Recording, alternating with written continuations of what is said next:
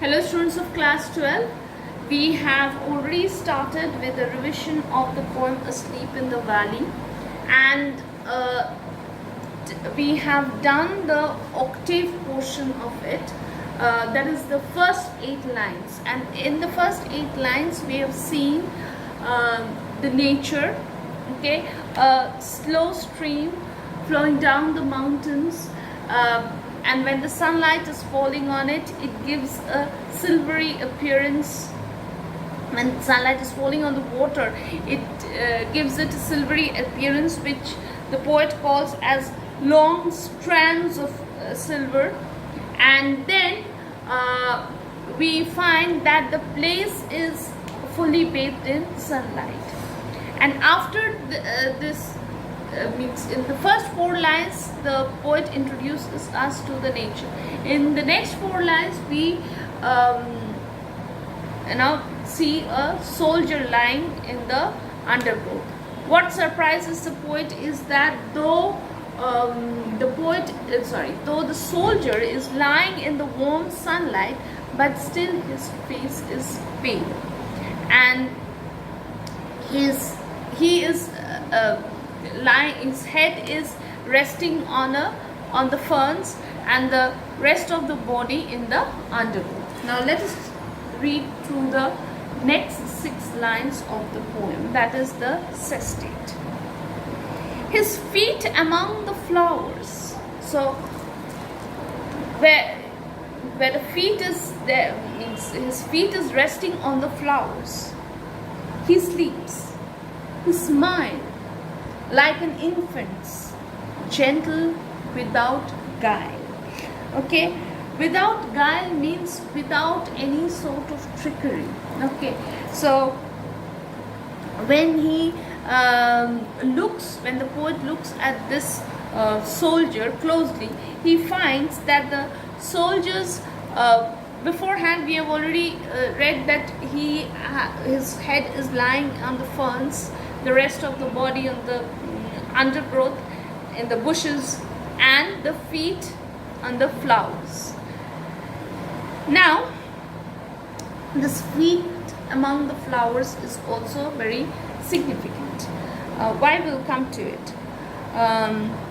His smile like an infant's. So he is a very young soldier, and he has a smile on his face which is as innocent as a little child, that is an infant.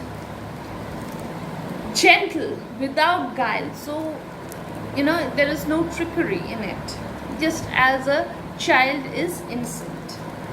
Our nature, keep him warm, he might catch cold. So the poet has become very involved with the soldier, and he tells he urges nature that you should keep him warm, okay, else he might, because outside he might catch a cold. The humming insects don't disturb his rest. So even if you're asleep, and if the insects keep moving over your face, naturally you will feel disturbed. But this soldier is not even disturbed by that. He is sleeping very peacefully and completely aware of his surroundings. He sleeps in sunlight. Yes, he has already said the place is full of sunlight. One hand on his breast. That is one hand on his breast because he is a soldier.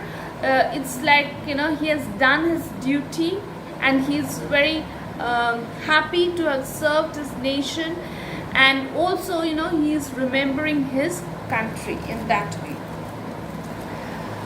He sleeps in sunlight, one hand on his breast, at peace, and he is at peace with himself. In his side there are 2 red holes. So the poet is looking at the soldier, and all of a sudden he receives a great shock. What? this soldier is not alive, he is dead.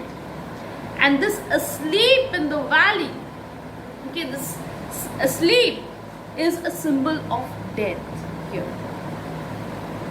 Soldier was not sleeping, he is already dead. And this last line also tells us about his attitude towards war. When I was doing the octave part, I told you this very young is important. Why?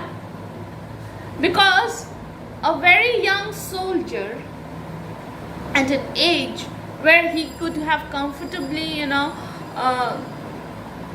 lived some other life. Okay, he has decided to serve his motherland and become a soldier. And he has gone to the war field to do his duty. And what is the consequence? War has snatched his life. So, what the poet is trying to say is that war is useless. It doesn't bring, doesn't bring any solution to anything.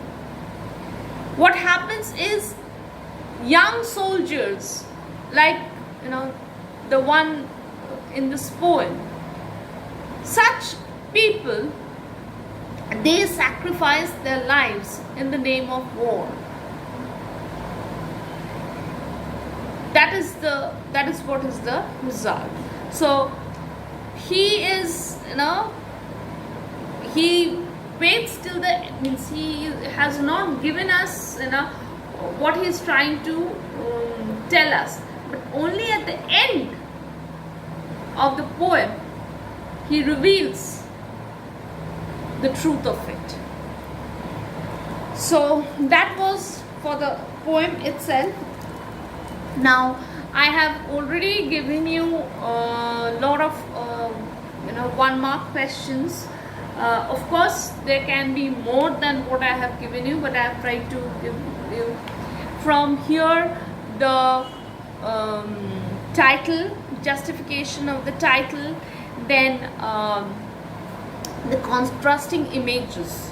Okay, that is the liveliness of the nature is in stark contrast with the horrors of the war. So this contrasting images, this imagery, this question is also important.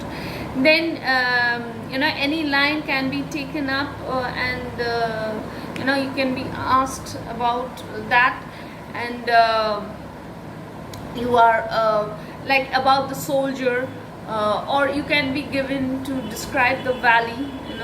Then you will write whatever. I have already given you the answers. So, and another very important question is the poet's attitude towards, means what is the poet's attitude in this poem?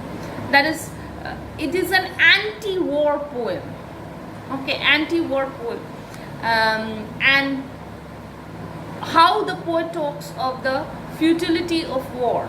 That is, futility means, futile means uselessness. Okay, so how war does brings in no solution other than to snatch away the lives of young soldiers in the battlefield. That is what the war does. So his attitude towards war means his attitude in the poem, that is anti-war. This poem as an anti-war poem, that is it can be said that explain Asleep in the Valley as anti-war poem. This is also an important question.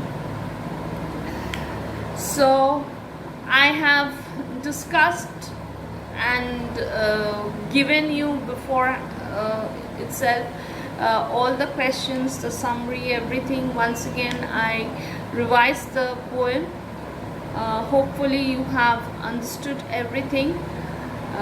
Best of luck for your forthcoming exams. Thank you, students.